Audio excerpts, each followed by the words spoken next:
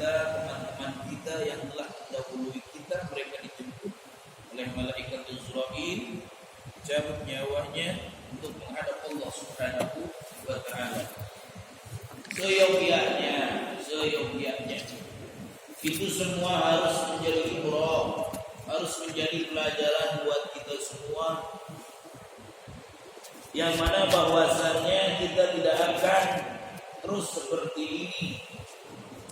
Karena kalau mulai jujur, kita di dunia ini sebetulnya tinggal ngantri kita, lagi ngantri kematian, lagi ngantri jatah kita, entah nomor berapa jatah kita, entah esok pagi atau besoknya lagi, entah minggu depan atau bulan depan, entah tahun ini atau tahun depan. Kita tinggal menunggu giliran saja. Cuman supaya kita nggak boring saja, ditanya oleh malaikat supaya kita nggak bosen, lagi ngapain lu, lagi nunggu mati, kita nggak lucu. Kita diberikan mainan oleh Allah Subhanahu wa taala.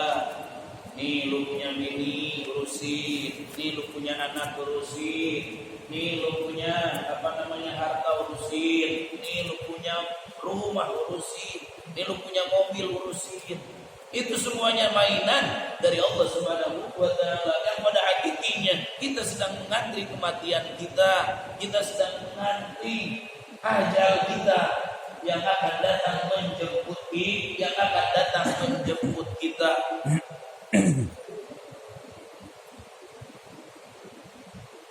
Cuman sayang saja ketika kita melihat adanya salah satu tetangga kita, ada salah satu keluarga kita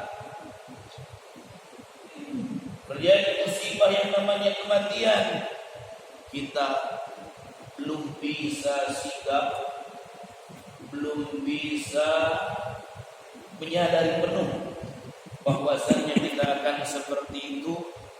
Kenapa seperti itu? Ya dengan bukti, kita buktikan sendiri.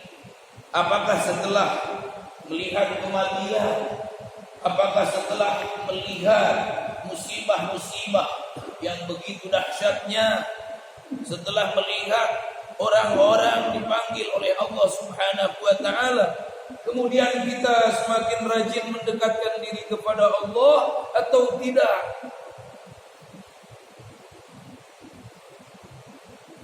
Rumah di depan masjid di depan mata, tapi Masya Allah ketika mendengar azan, ketika panggilan dari Allah Subhanahu wa taala untuk menunaikan kewajiban kita salat 5 waktu berjamaah di masjid, enggak. Dengan saya sholat di rumah, ya, iya siapa juga yang ngomong enggak sholat ya sholat. Tapi ya Masya Allah, dalam 5 waktu ini ada salah satu sholat kita yang kita kerjakan secara berjamaah, Walau kenapa mau tidak mau, diakui atau tidak, berbeda dengan kita sholat jamaah dan kita sholat sendiri. Coba sholat sendiri, kita husu-husukan Allahu Akbar, tetap aja nggak bisa husu.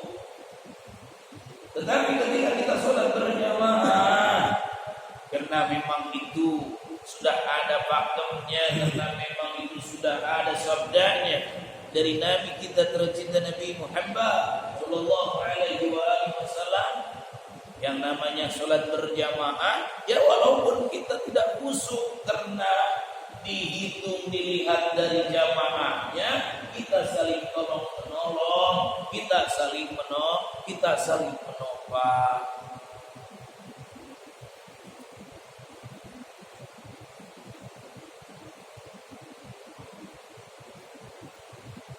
Karena kalau sudah mati nanti akan menyesal, kita sangat-sangat menyesal sekali. Kenapa dulu lagi hidup? Kenapa dulu lagi dikasih kesempatan oleh Allah Subhanahu wa taala, dikasih kesempatan sehat, dikasih kesempatan umur, Coba kalau lagi sakit, dikasih sakit oleh Allah Subhanahu wa taala. Dalam pikiran ntar mau udah sakit mau rajin ke masjid, ntar udah sakit mau rajin baca Al-Qur'an. Diberi kesembuhan oleh Allah Subhanahu wa taala, sembuh. Ntar di akhirat ditagih janji kita kepada Allah Subhanahu wa taala. Lu katanya nanti setelah sembuh mau rajin sholat. Lu katanya nanti setelah sembuh mau rajin ngaji, mau rajin silaturahmi dan sebagainya.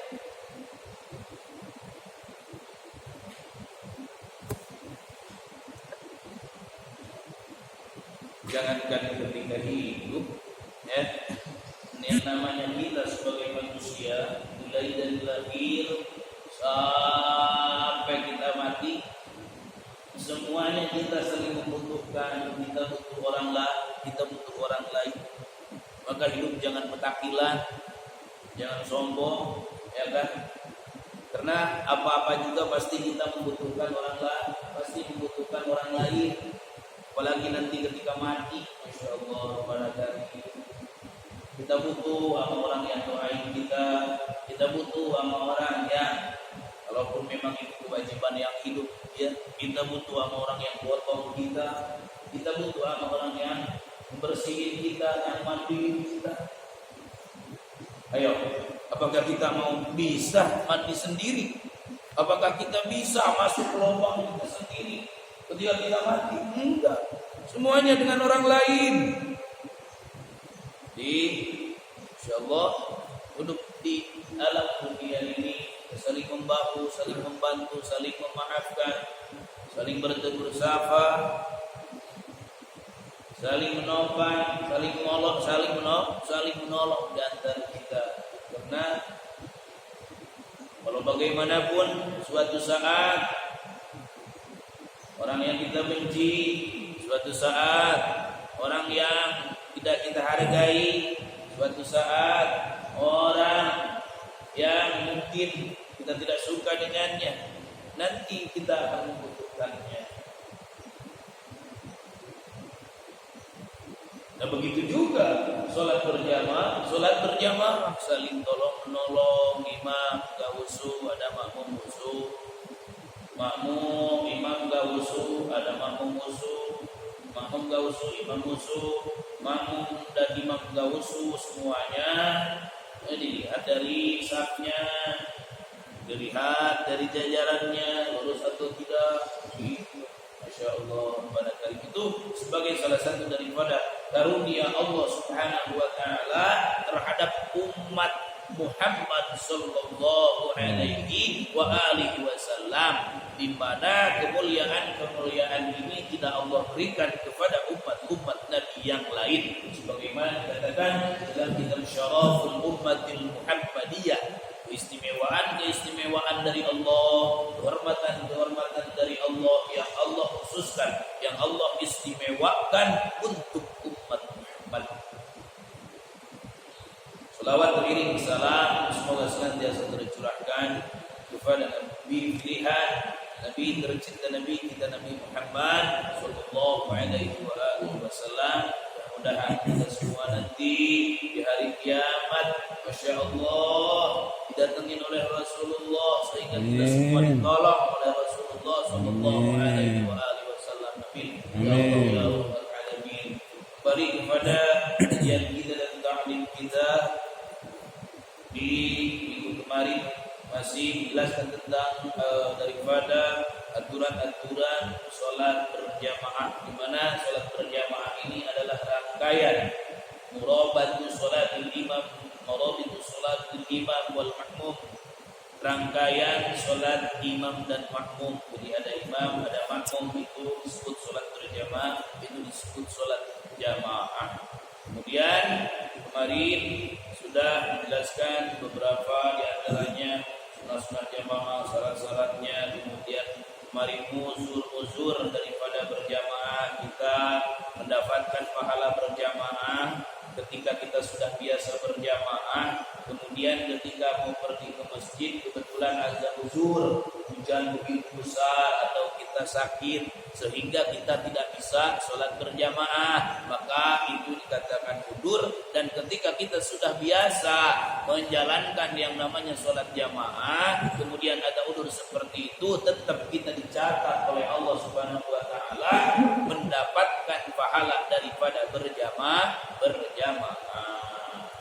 Dan kemudian kita lanjutkan di bab selanjutnya, di mana tadi berjamaah itu adalah ikatan, hubungan, pertalian, sholat yang dilaksanakan antara imam dan makmum. Dan kemudian dari salah satunya baik itu imam ataupun makmum, maka ada syarat-syarat dan ketentuan yang sudah ditentukan. Ahakun nasi bil imamah. Pertanyaannya, apakah boleh setiap dari kita ini menjadi seorang imam, menjadi seorang yang memimpin sholat? Kalau di dalam kitab Mausu'ah dikatakan kalau imamatul sholat itu adalah imamatul kubro, ya, imamatul kubro, imamatul sugro, pemimpin kecil. Kalau dalam pemerintahan, ya, dari presiden dan selanjutnya itu disebut imamatul kubro, pemimpin besar. Sedangkan Nabi mengatakan kullu ra'in mas'ulun an ra'iyatihi, setiap yang memimpin pasti akan ditanyakan tentang hal ihwal yang dipimpinnya. Si imam akan ditanyakan tentang makmumnya. Begitu juga pemimpin pemerintah akan ditanyakan tentang rakyatnya. Seperti apa seorang pemimpin, dia mengayomi rakyatnya. Seperti apa seorang pemimpin pemerintahannya, memimpin rakyatnya. Apakah dia termasuk daripada salah satu pemimpin yang adil atau tidak? Maka itu semua nanti akan dipertanyakan kepada kita nanti di akhirat. Jangankan pemimpin secara skala besar, ya, memimpin kita di rumah tangga pun, bahkan memimpin diri kita sendiri.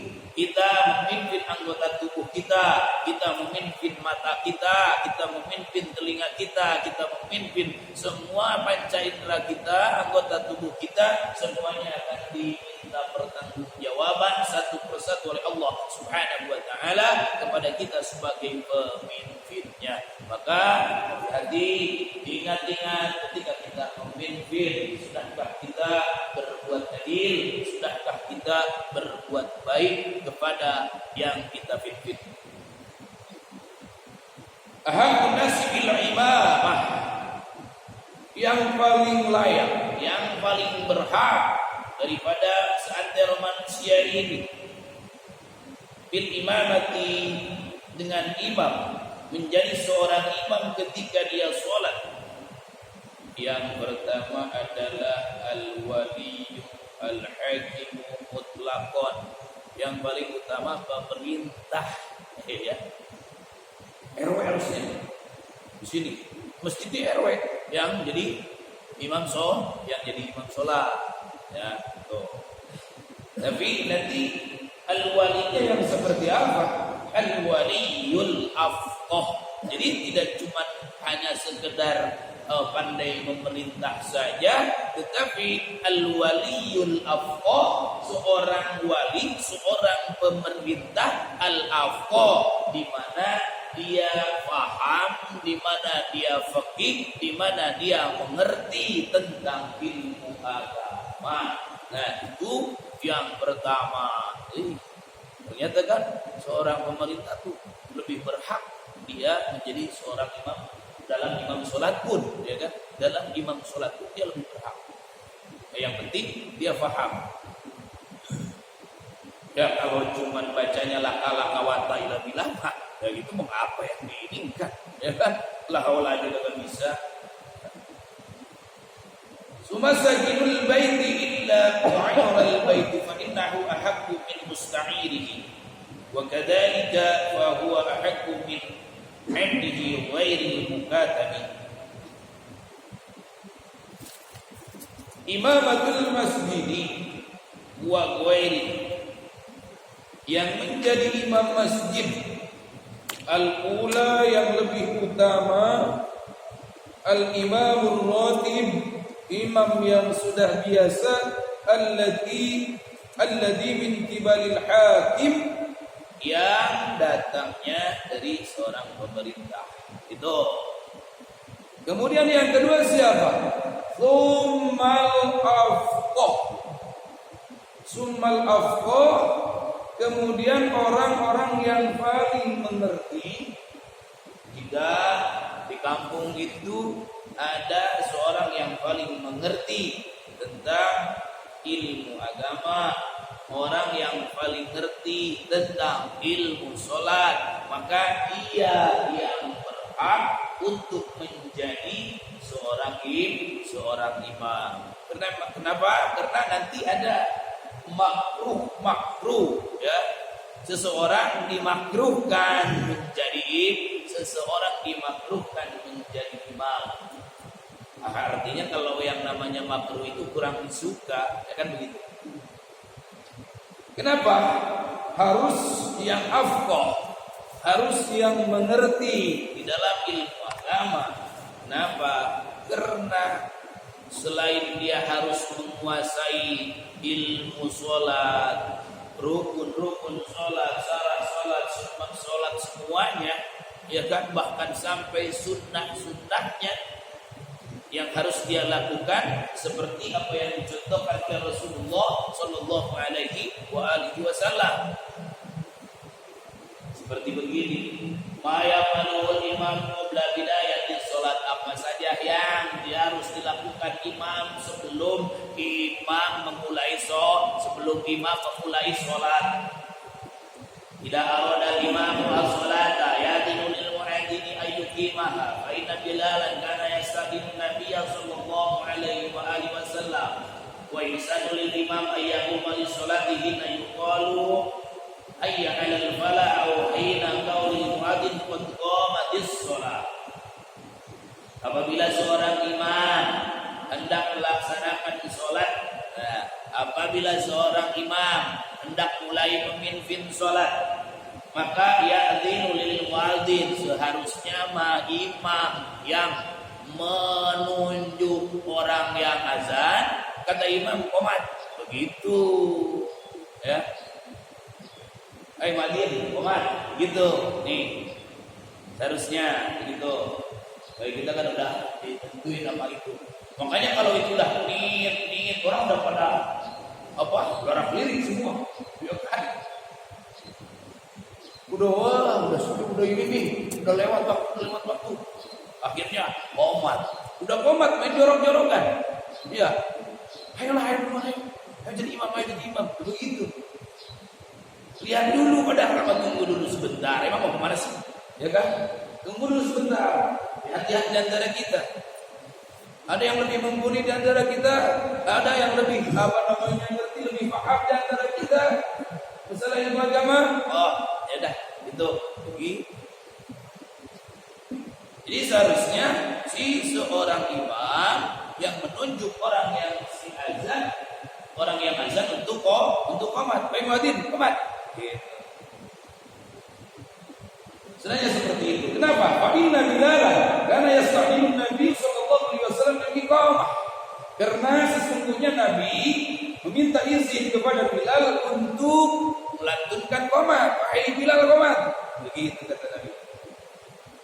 Kemudian apa lagi? Wa insan lil imami ayatu mal salatihi la yuqalu hayya al falah aw min qauli muadzin qad qamatis shalah. Dan disunahkan kepada si imam, termasuk kepada makmum juga, ya, disunahkan kepada si imam ayatu manis sholat, ketika dia mau berdiri dan melaksanakan sholat,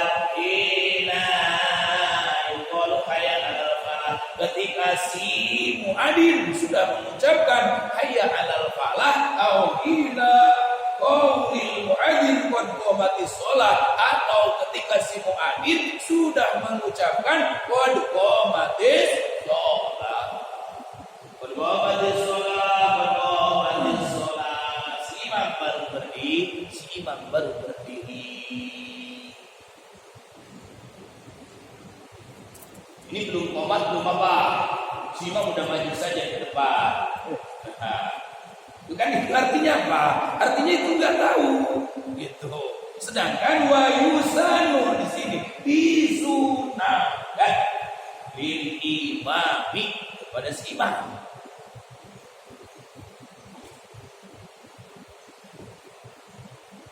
Wa idza kana wa yasifu ayyu fi rabbi adami tamami salatil yaqiyu wa idza kana musafiran abi qamal mu'mina bidzalika yakun ala ilmi bi halihi wa yasifu fi rabbi adami tamami salatil yaqiyu nabi sallallahu.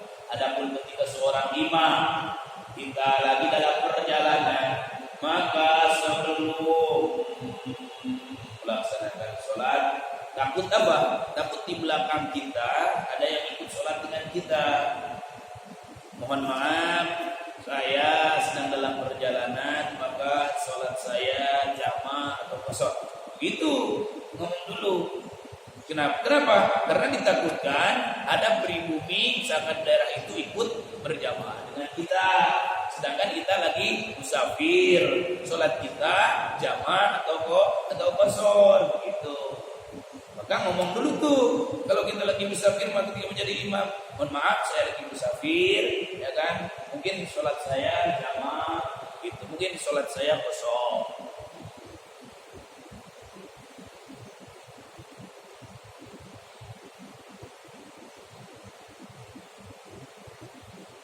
liyukamilu sholatu kama yusannu ayyamullah bitasmiyati sukufi.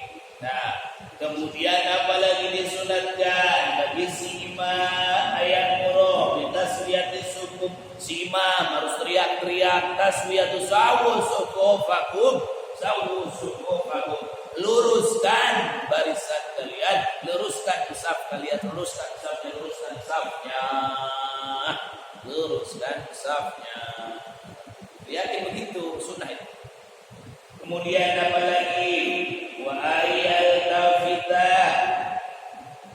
yaminan wa shimalan. Kemudian si imam melihat ke kanan, melihat ke kiri. Di antara makmum melihat dulu dari ujung kanan sampai ujung kiri, dari ujung kiri ke ujung kanan. Kamu ngapain sih? Lihat gitu. Kenapa?